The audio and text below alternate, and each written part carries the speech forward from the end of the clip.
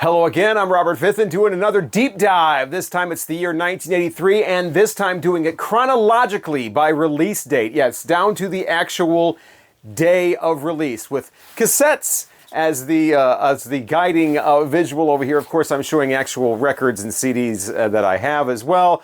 We are halfway through the month of January. On the 18th of January, this was released. This is Bryan Adams, Cuts Like a Knife. This was not his debut, but pretty much could have been, because this was the album that broke him into the mainstream.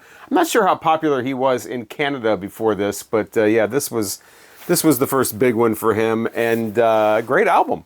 Right there in the rock pop vein. It doesn't try to rock out too hard and try to be something it's not.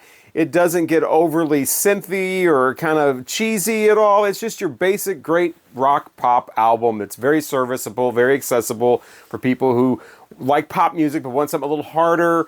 For people who like rock music but don't want to get too wimpy or whatever, Bryan Adams really goes right in that lane. Now, obviously, this is years before everything I do it for you, and have you ever really loved a woman and all that shit. This is decent. Yeah, it starts off with a kind of a basic track called The Only One. It's serviceable. It's not anything great. But then this awesome, I think it's awesome, song called Take Me Back comes on. This Hammond B3 organ is in there. It's got this great riff, great two different kind of catchy choruses going on. I think it could have been a big single. It was not, though, but it's like I think it's like either my first or second favorite track on here. It's called Take Me Back. Check it out if you like Bryan Adams. But yeah, Cuts Like a Knife. Of course, the title track was huge all over the video channels, all over MTV, video shows and whatever, but it's a great song anyway. I love the 5-minute version, the edit I could do without on the single. Second favorite song on here, or maybe first favorite song. It's kind of a tie between this one and Take Me Back. This time, great little 3-minute rock pop song. This time, she's not going to get away. This time everything is easy. I'm going to make her mine. Your basic kind of, I'm going to get the girl song, but it really works for him. I really like side one of this album. Even the ballad, Straight from the Heart, isn't too bad either for what it is. I mean, it's a ballad, but it doesn't get, like I said, it's not getting really cheesy. He'll do a lot of that later. Didn't he do whatever that Three Musketeers song too? That's awful as well. But yeah, so side one, killer, pretty much all the way through. Starts off basic and just then gets incredible, and then gets great, and then just keeps going, and then ends with I think the ballad is actually in the middle. Yeah, the ballad's in the middle, but awesome. And then side two, the side one is stacked with hits, and then the excellent Take Me Back, but side two doesn't have a whole lot going for it. You do have a song on here, interesting enough, called Don't Leave Me Lonely, that was co-written by Eric Carr and was supposed to be a Kiss song on Creatures of the Night. I can see why they didn't want to do it. It doesn't sound like a Kiss song to me. You got, Best Is Yet to Come ends it. It's another ballad. Not as good as Straight from the Heart. More of a piano kind of sad thing going on there. But yeah, just a lot of basic stuff on side two. Side one is definitely where it's at for this. And not only do I have this record that I got, years later, this actually was the very first CD that I ever bought. Now, I did not buy this in 1983. I definitely didn't have a $800 CD player or whatever they were then. I was dreaming about CD players. I didn't get one until 88 or 80. I think it was 89. I finally could afford a CD player for, my family could afford to give me a CD player because they had come down in price. It was a Sharp boombox type CD player where the CD went in the front like this and you close the door like that. It also had a cassette deck on this side, and the cassette deck went too slow. Anyway, this was the first CD I ever got, and it's not like I ran out and had to get Bryan Adams' Cuts Like a Knife in 1989. It wasn't like a hot hit. I got this because it was the only one I could afford. This was $6.99 used. The record store I went to had 3 used CDs, and that was it, because CDs were just getting popular. People weren't trading in their CDs yet or giving back their CDs. They had 3. This one, another one, and another one, and they were all under, they were in the front, on the counter under glass. you know, and I don't even remember what the other two were, but this was the best of them. CDs at that time were like $14.99, I think, 13, 14, 15.99 each. They came in those long boxes. And so $6.99 was a great deal for a CD. And so I didn't really have a choice. It was either this or the other two, which I don't even remember what they were. But yeah, Bryan Adams, Cuts Like a Knife, my very first CD, just because it was used. And I will give this album 4 stars. I know, if you don't like Bryan Adams' early stuff, you probably are like, what are you giving that 4 stars for? It's definitely a 4-star album to me. If side 2 was as good as side 1, I would have given it 5 stars. Also on the 18th of January, another Canadian act released an album. It's Red Rider, and the album was their 3rd one, called Naruda. And this is another one of those albums that I ran into when I was doing my rankings in the 90s, where they would fall like in the middle of the list, where it was like, what do you say kind of thing. It's not bad, it's not great, it's just right there in the middle. It just kind of plays along. It's heavy on the synths, you know, but it's got this kind of, you know, driving beat, you know, 4/4 time. Most of the songs are just very much this kind of steady beat going on. Tom Cochrane, the vocalist, of course, he had the big solo hit later on with Life is a Highway. Had a big hit with Lunatic Fringe when he was with Red Rider. That is not on this album. That is on this album, As Far As I Am. If you're an American and you have a Red Rider album, you probably have this one, but I don't have Naruda. I've never heard it before. I was doing this list from 1983, so glad to finally hear some more Red Rider. It was pleasant enough. I listened to it 3 times, and I really can't tell you what any of these songs sound like. I can't pick out a part and be like, the lyrics in this one were really cool. I know, you know, it opens with an instrumental called Light in Tunnel. And it seems like that should really set a mood with the synths. You know, they should really like give this like foreboding kind of sound, or maybe set an atmosphere of just, you know, eeriness or nighttime, and they really don't. They don't do anything. It's not like the beginning of the song Lunatic Fringe, where that sound kind of gets you, you know, in the mood for what's coming up. There's lunatics around, you know, but. Yeah, just a lot of steady beats, a lot of, you know, synths going on, nothing too cheesy, but they do definitely sound like early 80s. Tom Cochrane, you know, trying to sound kind of mean and tough on some of the songs, but his vocals are so pushed back that it doesn't come across, you know, he's kind of buried in the mix. You know, if you're a Red Rider fan or a Tom Cochrane fan or a fan of early 80s kind of synth driving rock pop stuff, you might want to check this out. Otherwise, you can just stick with Lunatic Fringe and Life is a Highway. I will give this, out of 5 stars, I think I'll give this 3 stars because it's average. It's right there in the middle. It doesn't do anything to detract. It doesn't do anything like, oh my God, shut it off. But it also doesn't do anything where it's like, oh, I got to remember to talk about this. Oh man, that's killer. Oh wow, great guitar solo. There's none of that either. On January 20th, Pyromania was released, and that is the 3rd album from Def Leppard. But as far as I knew, they were a brand new band with their debut album. I mean, I was 10 years old. This is definitely one of the staple, or at least the 3 singles from here, definitely one of the staples of Friday night videos. I still remember watching, it's like every week they would either have Rock of Ages, Foolin', or Photograph on there. And I really liked Foolin'. I wasn't as big of a fan of Rock of Ages or Photograph. I didn't really care for the backing vocals, that kind of sing-songy kind of Photograph. I didn't like that. Even as a little kid, even as a 10-year-old, I didn't like that. So my musical tastes, have you noticed, they don't really change a lot as I get older with the music that I was exposed to as a 10-year-old. But yeah, so here's where some of the certain nostalgia really starts to come into play. Because like I said, I wasn't really a big fan of those 2 songs. I loved Foolin', and then later on really loved Too Late for Love.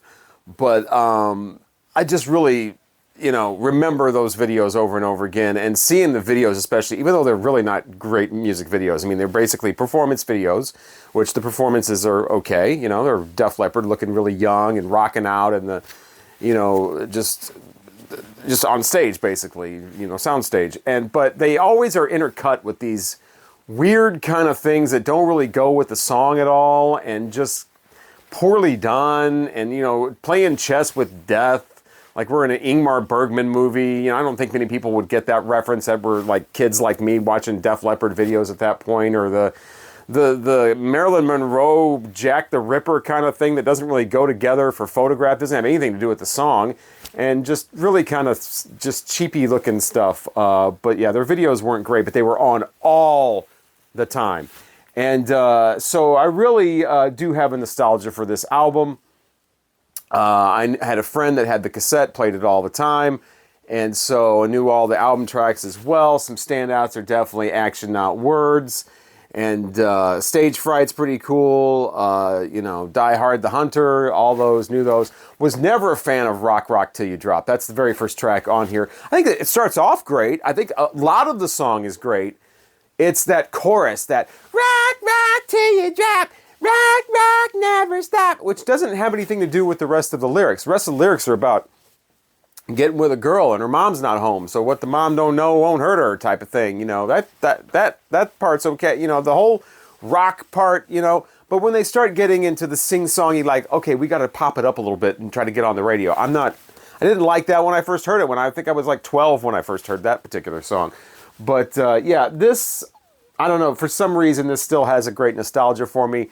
It's really, to me, more of a 3-star album, but when you put in the nostalgia factor and the videos, the Friday night videos and all that, and I don't want to get tore up in the comments because, oh my God, this is a classic, how can you give it 3 stars? I'm going to go ahead and push the nostalgia factor in there and give this 4 stars. I am grading, of course, on a curve for 1983, just keep that in mind. But yeah, this is one of the earlier pressings where there's a mistake on the back cover, and it actually lists Action Not Words before Coming Under Fire, which is the wrong order. And this is a first pressing because the label is the Mercury Buildings label. So that is how you know you have an actual first pressing record collectors, because it was almost immediately replaced with the black Mercury label. But yeah, Def Leppard, Pyromania. Okay, fine, 4 stars. So around this part of January 1983, Soft Cell released their second album, The Art of Falling Apart. And that, of course, follows up their debut, the Non-Stop Erotic Cabaret, which featured Tainted Love. That was their big song, their version of that. This one does not have a big hit on it. They were pretty much a one-hit wonder, at least in the U.S. And so, yeah, just kind of sat there in the United States. I'm not sure what this did in, the rest of the world. But The Art of Falling Apart, it continues the synth pop kind of stuff. You got Mark Allman's vocals, which work well in that kind of slightly provocative kind of way the lyrics go, and a little bit of a slight goth edge to some of the songs. Everything is very, very slight. A little bit provocative, a little bit dark, but not over. It's still very much synth pop. So his vocals work well with that in some tracks. Some songs he tries to sing too much, if that's the thing. You know what I'm talking about? He just tries to push his voice too much, and I just don't think he's got that strong of a voice. His voice is much better when he kind of sounds, sort of commentary that's sort of just cold and, just matter-of-fact kind of thing, I think, is where he is best. I don't think he's got some soaring operatic vocal at the slightest. He does try in certain places on here. The very first track on here starts off pretty good. So the album starts off promising. First song is called Forever the Same. It is very upbeat, bouncy. You got your attention. All right, crank this up. This is 80s synth pop. It's got a nice beat. You can dance to it, type of thing. And the second track though, called Where the Heart Is. The lyrics of that are so elementary. It sounds like, a teenager writing their first song. It's all about, a teenager experiencing home life. The parents just don't understand, and you go to school and you can't get along with anybody, and you're around the dinner table, and dad and mom think they're losing their child, and, they're going off to, thinking for themselves. They feel misunderstood. It's the misunderstood youth type thing. But no strong lyrics here, just kind of, typical kind of teenage songwriting. Maybe they did that on purpose, but the music is very pedestrian. It's kind of this sing-songish, one word on every note type of thing. It's just not great. There's some pretty cool tracks on here, like there's the song Numbers, there's the song Heat. You know, that gets more into what you'd expect from Soft Cell, you know, kind of like I said, a little bit provocative, a little bit gothy kind of going on. Baby Doll's a highlight more towards the end of the album. I think that might be inspired by the movie Baby Doll, where, you know, her innocence, you know, this young girl whose innocence is being taken by this older guy. I don't think the song explicitly says that, but I kind of get the sense. It's got this kind of dread kind of feeling to it. And like I said, kind of really ominous music playing. So it works really well with that. There's this really bad track on here, though. That's really a low point called Kitchen Sink Drama. It sounds like a really awful version of the Kinks or something. It's not great. That's one of the times where Mark Allman tries to take his voice and just do too much with it. It's beyond his powers, you know, beyond his range, and it's just not good. Not good. But yeah, there's some decent tracks on here. There's some pretty good stuff on here, and then there's some stuff that's not good at all. So you get kind of a mixed bag with their second album. I'm not sure how much they did after this. I'm not really up on my Soft Cell history. Of course, Tainted Love is what they're always going to be remembered for, but they did put out this album in 1983. I had never heard it before. I'd heard the song Loving You, Hating Me. I have a Soft Cell Tainted Love, Where Did Our Love Go CD single that I got back in the 90s. It's got like 3 songs on there. That's one of them. So I was familiar with that one. Rest of this album I had not heard ever, and so got acquainted with it. Now I know a little bit more Soft Cell. My life is enriched in that way, but I think I would give this, I don't know, like 2.5 stars, but again, I'm not doing halves, so, you know, it's bouncy in places. It's got some nice, I'll be generous and give it 3 stars. What makes a man start fires is the question that is posed on the title of the Minutemen album that was released in January of 1983. This is, of course, Mike Watt's band. I never did find out why they were called the Minutemen, but I'm assuming it's because their songs are all like 1.5 minutes long. So that does get a little repetitious when listening to their albums. I'm not a huge Minutemen fan. I know that there are people out there that absolutely love this band, especially their album Double Nickels on the Dime. This one is What Makes a Man Start Fires. Happens before that one. And yeah, so just really plunky guitar work on here, really just kind of just completely natural, unenhanced drum sound on here. I love that. I just wish that they would take just a couple of songs and fill them out a little bit. It does kind of sound, the songs all start to sound a little bit similar. This does require multiple listening, so you can pick out little differences in some of the songs after a while, but on the first couple of listens, you're probably, if you've never heard this before, you're probably going to think, this thing sounds the same all the way through. Although it is less than a half hour long, because it does have quite a few songs on it, but they're all just, like I said, like 1.5 minutes, 2 minutes long. Or 1 minute and 8 seconds, things like that. So I wish they would have kind of filled out a couple of them and really, you know, made a song you could sink your teeth into. I was never a big fan of the vocals. I hate saying that because the vocalist was Dean Boone, and he unfortunately passed away in a car crash or a van crash just a couple years after this was released in 1985. So rest in peace, D. Boone. But yeah, that was the end of the Minutemen. So they're kind of a mythical punk rock sort of band. Not really super punkish, but you know, they were definitely in that punk vein. They were on SST Records. But if you're a big fan of Mike Watt or SST or the early punk that doesn't quite sound cliched and has its own thing going on, you definitely might want to check out Definitely Might. Okay, we'll just go with Definitely Might. You definitely might want to check out the Minutemen, and especially Double Nickels on the Dime, but also this album, What Makes a Man Start Fires. I am myself going to go ahead and give this 3 stars. Also released in January of 1983, Smoky Robinson, Touch the Sky. And still keep your hands in your pockets while you're doing it. If you've ever heard a Smoky Robinson album from the 1980s, and you are familiar with his voice, then you already know exactly what this sounds like. It's you know, his albums were pretty much interchangeable at that point. Some of them had bigger hits than others. This one does not have being with you, or Just to See Her Again, She Brightens Up My Every Day. That's not on here. What was the other big one? There was Just to Have Her, Just a touch. I think that's the same song. Anyway, none of that's on here. The title track, Touch the Sky, is on here. And it's got enough of a groove to it. I mean, you know, you can dance to it. And it bops along nicely. Smoky Robinson is going to be working with, you know, top quality producers and arrangers. I think he actually produced and arranged this. Yeah, so along with Reginald Burke, his longtime producer. So yeah, he's working with top quality musicians is what I meant to say. And, you know, he's got the best going on here. So this is going to sound good. And it certainly does. It's a nice album. It doesn't have any, like I said, any standout hits on it.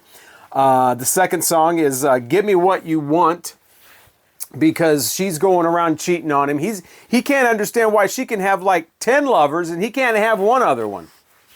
This woman's got 11 guys she's like rotating apparently. Damn. All My Life Is a Lie is on side 2. That's the one where he's just going around telling everybody, you're my baby and it's all just a lie. A lot of cheating going on this one. I've Made Love to You 1,000 Times is the closing track. Now that was the one that made it higher on the charts than any other song on here. There's actually 2 singles on here. The other one didn't really do too much. That was the title track. And then I've Made Love to You 1,000 Times.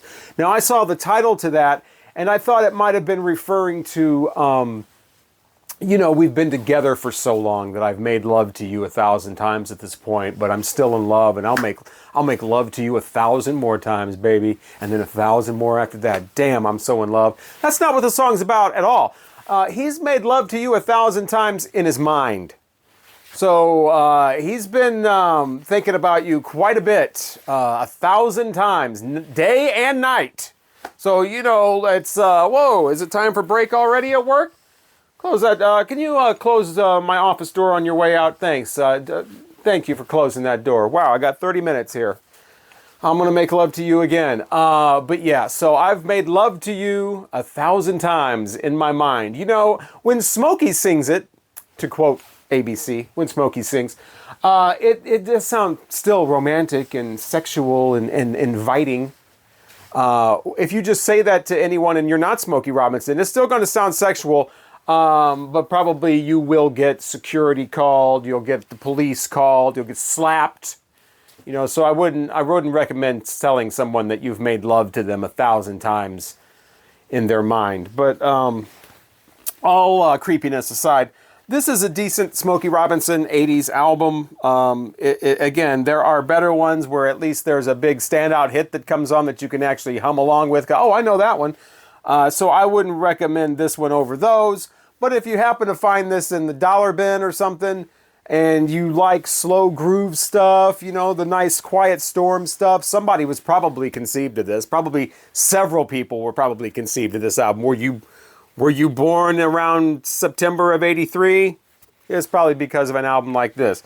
But yeah, so, you know, recommended if it's $1 or $2 and you like Smoky Robinson's voice. This is not going to disappoint, but it's also not the type of thing that's going to be like, oh my God, I was blown away. Although he does talk about being blown away in this. You're like dynamite, baby. You just blow my mind. You blow me away. You blow, you know, right. So I'll give this 3 stars out of 5. I think it deserves that. But yeah, I mean, if you're wanting Smoky Robinson hits, like big ones, you will unfortunately not find them on Touch the Sky. Triumph put out their Never Surrender album in January of 1983 on the 28th, and it was actually released in December of 1982 in Canada, but because that's where they're from. But, you know, I'm going with the U.S. dates for a lot of these, so we'll just say January of 1983 so I can make it part of this series. I was not familiar at all with this album. I'm much more familiar with their late 70s stuff.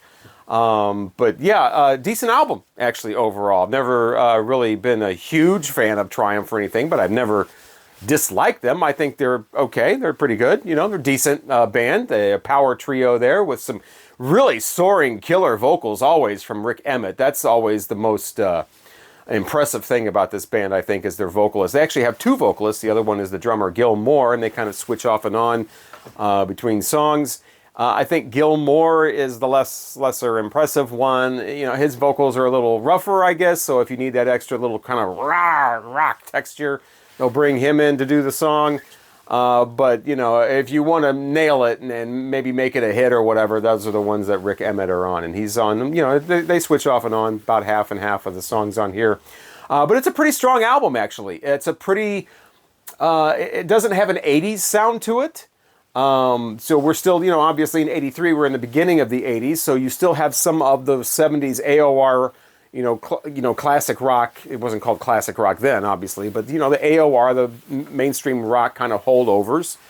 And Triumph certainly was that. And so they're able to keep it going on this album. They're not trying to reinvent themselves. They're not trying to, you know, sound like something that they're not comfortable with. They're just rocking out like Triumph. They just came off of the previous year doing the US Festival, and were really successful on that. They were on Heavy Metal Day, which I still don't understand. I did a whole video on the US Festival in 1982 one, and I still don't understand why they were on Heavy Metal Day when there was a rock day that they were more... Because the Heavy Metal Day, you had all these guys, Judas Priest and Motley Crue and Quiet Riot and the Scorpions, and they're all leathered up, or they're all on the spandex and the glam metal stuff going on. And then out comes Triumph in just some, like, tank tops and, like, regular pants and stuff, and they're looking like the nicest guys in the world, you know, just rocking out, but not like necessarily metal. But you put on a great concert, but it just seemed kind of out of place for Metal Day. But anyway, back to Never Surrender. Some solid songs on here. Not a lot of them were memorable to me. I don't remember a lot of these. I know there were like maybe 2 or 3 singles. All the Way was the one that sounded faintly familiar to me, but there's pretty good stuff on here. World of Fantasy definitely stuck out. That's the second track on here. And, you know, it is a lot of mainstream rock stuff. They don't veer too many different pathways on this. There's a couple of interludes that change the sound, you know, nice acoustic one. And there's one that starts the second side where, you know, it sounds like a concert starting and they're counting down, bringing the lights down. And then all of a sudden you hear like a light bulb shatter or something. And then we go into the next song. But, you know, it's some nice dobro action. You know, starting off with a kind of a country feel on When the Lights Go Down, but then it goes right into a rock song, just, you know, Triumph. So like I said, decent album. And I was thinking about, you know, this is probably a good 3.5 stars, but I don't want to start getting into half stars and whatever. I just want to do, you know, full stars. So these guys are nice guys. It's a great band. Nice power trio from Canada. I'm going to go ahead and give Never Surrender from Triumph 4 stars because I could see myself listening to this again, and I don't have it. If I ever see this anywhere for $5 or something like that, I'd definitely pick this up. So far, we've been very UK-centric in this month of 1983 as far as new album releases, but we do get an American, somebody from the good old USA on January 31st. It's Christopher Cross. Yeah, he released his second album called Another Page, also featuring Flamingo on the cover. This follows up the huge debut with all those songs, Sailing and Run with the Wind and whatever else was on there. And yeah, this one didn't do quite as well, didn't get all the Grammys, and I've talked about the Grammys before. Grammys are a marketing tool. I'll just say this, I won't go all into it. Just one sentence. Grammys, since the mid-70s at least, are a marketing tool for people to buy music who don't usually buy music. Okay, anyway, Christopher Cross. Never heard this album before. I know that's a shocker. But it starts off with these low keyboards. I'm like, whoa, that's kind of fat and eerie sounding. That's nice. Okay, this is Christopher Cross. That lasts about 3 seconds. And then we get the, you know, the high keys, the high cents, and then the big, deep, you know, foreboding sound. They're faded down. So, yeah. I mean, the first song is just this kind of light rock type whatever that you can expect from Christopher Cross. Then we get into Baby Says No, a 6-minute long Christopher Cross song. There never needs to be a 6-minute long Christopher Cross song. Following that, we get a duet with a woman named Carla Bonoff, who I think she was on the Footloose soundtrack with a song that I would always skip over. But her voice is kind of like his. It's kind of like that real kind of muted mid-range kind of. It kind of sounds like Beaker from. It kind of sounds like a speaking French horn. I don't know. Anyway, she's got this similar voice to Christopher Cross, so you can barely even tell it's a duet. I I don't know, there's another song after that. And then we finally get to Think of Laura. That was a hit song that he had. Now, most of the songs on here are just this bland soft rock, you know, love and relationships, and oh, we're not, our love isn't going the way I wanted it to, or oh, baby, come back, or oh, we're breaking up, or oh, we're so happy, whatever. Same old bullshit. Then you get to a song called Think of Laura. Now, here's a song that actually is about something real. He had a friend that tragically was killed in some sort of a shooting that was going on. She wasn't even involved. She was like an innocent bystander and was instantly killed, struck by a stray bullet. And so it's like, oh, a song that's actually about something. Okay. I mean, it's Christopher Cross singing, so it's not a very good song. You know, it's not something I really need to hear, but at least it's real. At least it's a real song about something real. You know, great.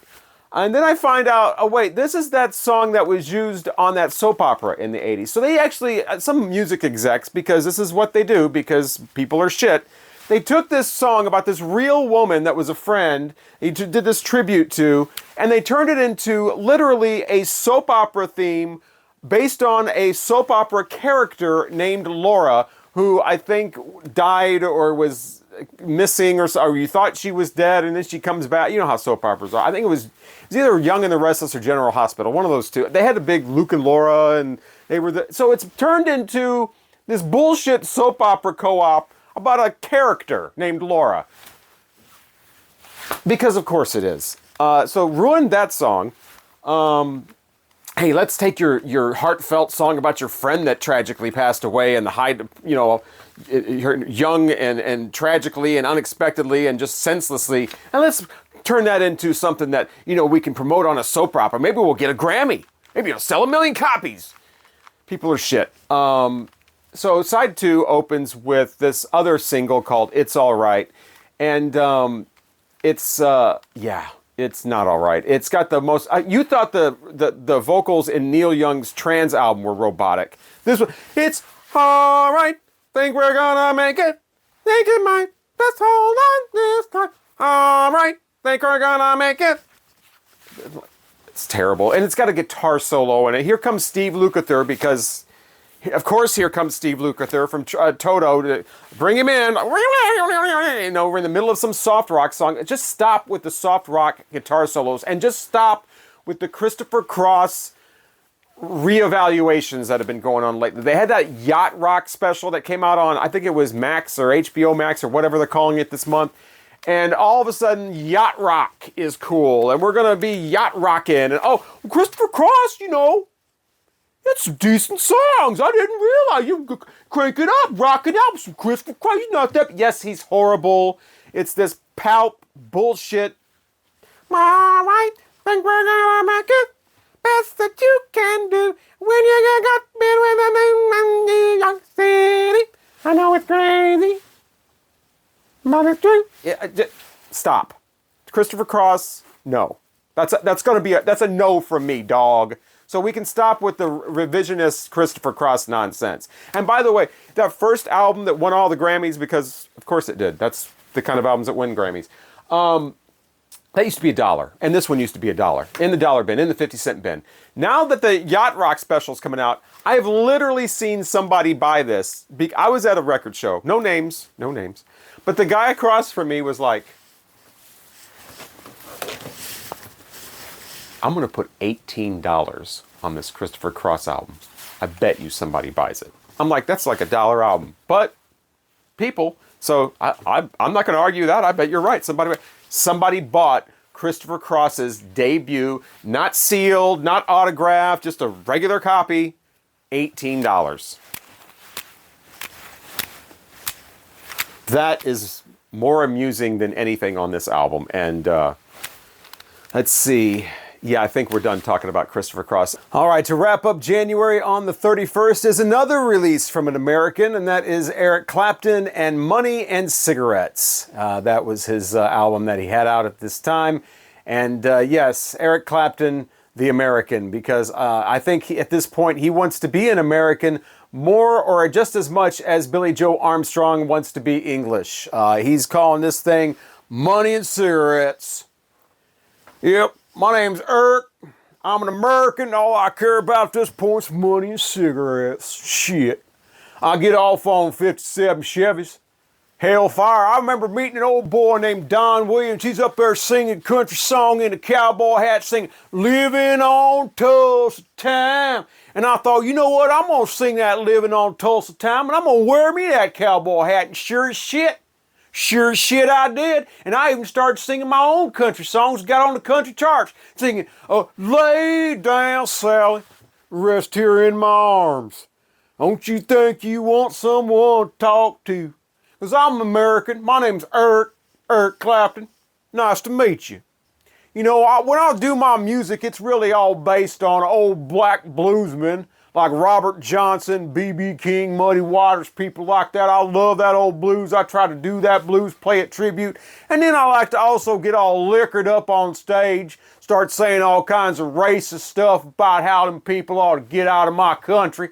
Because, you know, my political beliefs never quite align with my own personal interests. Because I'm an American. My name's Eric Clapton. Nice to meet you. How you doing? Money and cigarettes. I don't know why he called this album Money and Cigarettes, but it's a great album. I really like this album. It sounds like somebody woke Eric Clapton up after about, like, I don't know, like a 7-year stupor or something, where he's just kind of going off in a nod, you know, with a slow hand.